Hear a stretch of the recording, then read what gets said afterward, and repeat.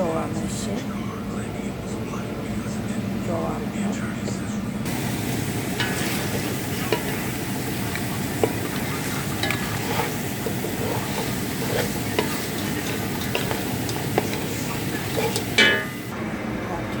နော်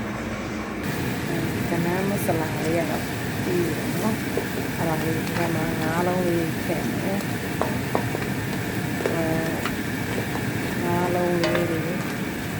မဲလာပွားမှုလုံးထားတာလေးစက်သားပွားမှုလုံးထားတာလေးဒီမှာထည့်မယ်နော်ငါးလုံးလေးထည့်မယ်ဟိုပြီးပါပြီ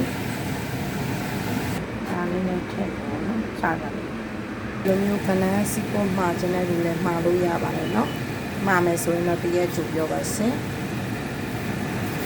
ကြော်ထားပါတယ်အဲ့တော့ကိုစားချက်နဲ့ထည့်လိုက်တာပေါ့နော်အန်ဟိုလေးနဲ့ဒါလေးနဲ့ကဲ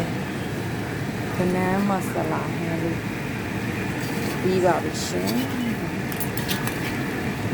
မဆလာဟဲ့လေးပြီးပါပြီကြည့်ပါနော်